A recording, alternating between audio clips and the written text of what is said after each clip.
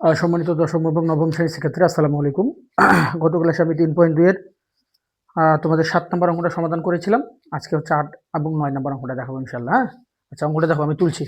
যদি a + b = m, a² + b² = n এবং a³ + b³ = p³ হয়, তবে দেখাও যে m³ + 2p³ = 3mn।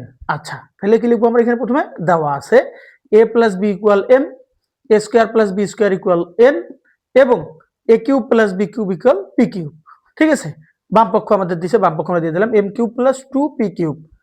আচ্ছা, আমরা এখানে m এর মান দিব। আমরা এখানে ফর্মুলা ফেলাইলে কিন্তু হয় না, একটা a একটা b ধরলেও মাঝখান থেকে এখানে 2টা আমাদের সূত্রের মধ্যে আমরা টানতে পারতেছি না। এক, দ্বিতীয় কথা হচ্ছে যে আমাদের মানটা কিন্তু ওই m + p এইভাবে যদি মানটা দেওয়া থাকতো, আর তাহলে আমরা এটা দিয়ে কিন্তু একটা সূত্র ট্রাই করতাম ইনশাআল্লাহ, কিন্তু এখানে কোনো প্রসিডিউর হচ্ছে না।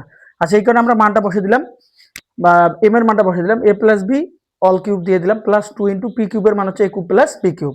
এর সাথে গুণ করে নিলাম, এটা সূত্র দিলাম আমরা a³ + 3a² b + 3ab² + b³।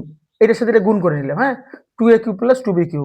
আচ্ছা, এখন এখানে একটা আছে, এখানে দুইটা, তিনটা, প্লাস 3a² b + 3ab², এখানে b³ একটা আছে, এখানে দুইটা, তিনটা হয়ে গেল। তো আমরা এখানে প্রত্যেকটাতে 3 3 3 3 3 আছে। হ্যাঁ, আচ্ছা, আমরা 3 কমন নেওয়ার চেষ্টা করবো। হ্যাঁ, 3 কমন নেওয়ার চেষ্টা করবো। 3 কমন নিলে এখানে বাকি থাকে a³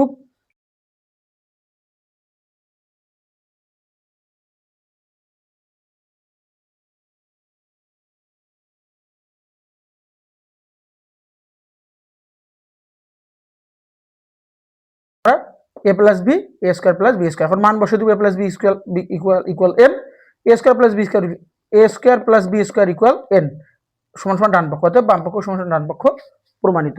আশা করি তোমরা বুঝতে পারছো। ইনশাআল্লাহ আমার ভিডিওটি ভালো লাগলে লাইক, কমেন্ট এবং শেয়ার করবা। ধন্যবাদ।